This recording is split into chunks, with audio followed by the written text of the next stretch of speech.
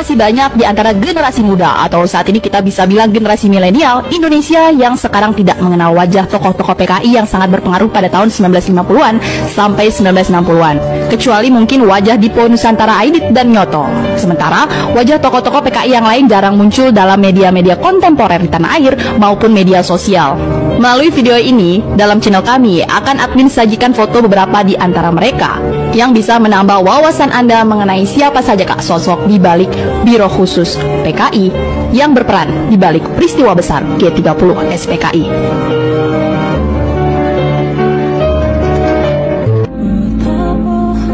Tokoh yang pertama adalah Insinyur Sakirman. Beliau adalah salah satu petinggi Politbiro Sentral Komite Partai Komunis Indonesia atau yang lebih dikenal dengan sebutan CCPKI. Dia dilahirkan pada tahun 1911 di Wonosobo, Jawa Tengah. Yang perlu kalian ketahui ialah dia juga adalah kakak kandung dari Letnan Jenderal TNI Anumerta Siswondo Parman, yaitu salah satu korban yang diculik oleh resimen Cakrabirawat dan meninggal dalam peristiwa G30 SPKI. Pasca G30S, Sakirman menjadi buronan tentara. Pihak militer mengkonfirmasi bahwa dia ditangkap di Solo pada tahun 1966. Tetapi karena mencoba melarikan diri, Sakirman langsung ditembak di tempat. Ia pun meninggal dunia di Solo pada tahun 1966. Tokoh yang kedua adalah Dipa Nusantara Aidit atau banyak dikenal dengan sebutan DN Aidit.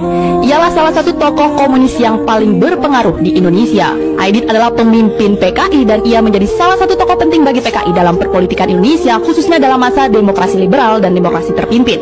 Boleh dikatakan dalam dunia perpolitikan, DN Aidit termasuk seseorang yang memiliki karier cemerlang dan dekat dengan penguasa. PKI tercatat menjadi partai terbesar ketiga dengan anggota jutaan. Namun, peristiwa pada malam 30 September 1965 sekaligus menghancurkan dan mengubur segala kiprah politik Aidit dalam sekejap.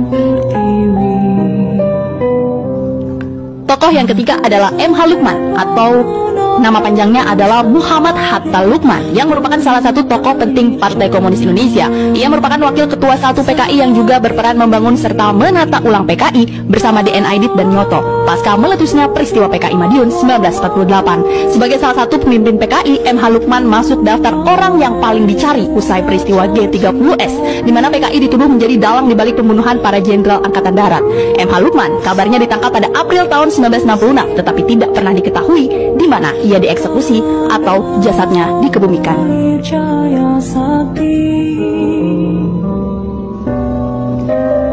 Nyono atau Nyono Prawiro adalah seorang aktivis Indonesia kelahiran Cilacap tanggal 28 Agustus 1925. Ia menjadi orang terpenting di Sentral Organisasi Buruh Seluruh Indonesia atau SOPSI. Di organisasi tersebut ia menjadi sekretaris jenderal sejak November 1946. Lalu di 1953 dia juga diangkat menjadi sekretaris jenderal 2 dari pengurus besar PKI. Saat peristiwa G30S 1965, Nyono adalah anggota Politbiro CCPKI.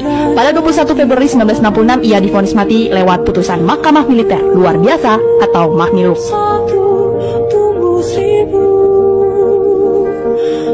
Sudisman adalah Sekretaris Jenderal Komite Sentral Partai Komunis Indonesia dan satu-satunya pemimpin PKI yang diadili setelah gerakan 30 September 1965. Namun dia akhirnya dijatuhi hukuman mati dan dieksekusi mati. Dia adalah anggota tertinggi keempat dari Politbiro PKI dan merupakan satu-satunya dari 5 pemimpin senior PKI yang diadili. Semua kecuali 1 dari 10 anggota Politbiro PKI pun tewas. Sudisman sempat mencoba mengatur kembali PKI menjadi gerakan bawah tanah setelah para pemimpin senior lainnya ditangkap dan dieksekusi. Dia bertindak sebagai pemimpin PKI untuk waktu yang singkat sebelum penangkapannya. Dia akhirnya ditangkap pada Desember 1966. Lukman Nyoto atau Nyoto adalah seorang menteri negara pada masa pemerintahan Soekarno. Nyoto juga merupakan wakil ketua CCPKI dan sangat dekat dengan Dipa Nusantara Aidit yang merupakan tokoh utama dalam pengkhianatan G30 SPKI.